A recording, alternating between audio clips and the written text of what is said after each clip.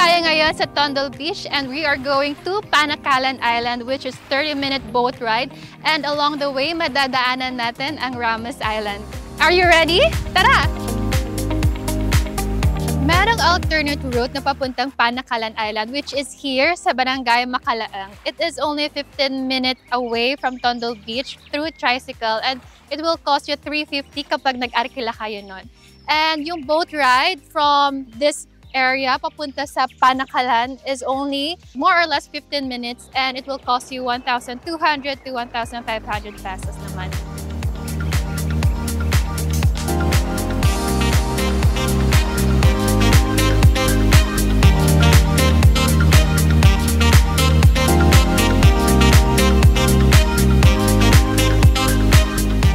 Situated next to the marine sanctuary, brimming with extraordinary marine life, revel in the scenic island of Panakalan. Kaya napangalanan nga Panakalan Island yan sa mga native dati dito, mga Bulino speaking.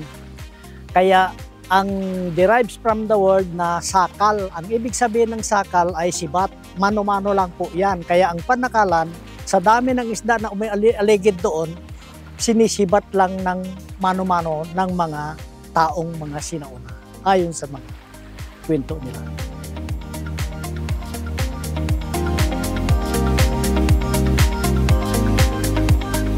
Interesting fact, itong bahay na to, nag-iiba-iba siya ng location. Minsan nasa right, minsan nasa left. Paano? It is because of the current of the water and the wind. So kapag galing sa right yung current ng water and yung wind, yung sand na move niya papunta sa left and then yung location ng bahay na pupunta sa right.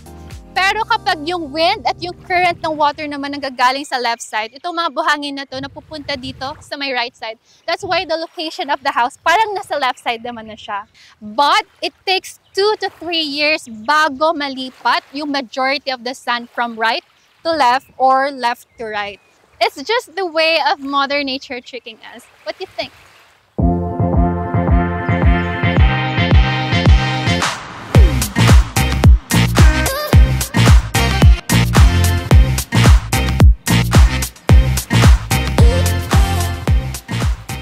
Ang pagmula po sa Tondo Beach papunta po rito sa Sandbar is nagre-range po siya ng mga 3,000 hanggang 2,000 po.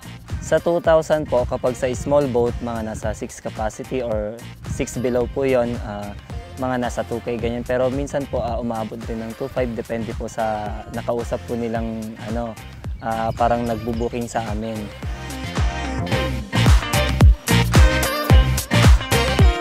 Mag-snorkel po, mag-picnic po, tapos mag-dive po sila dito sa corals po.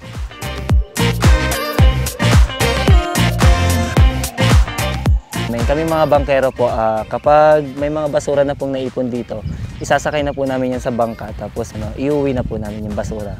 Tapos doon na po namin itatapon sa tondol po.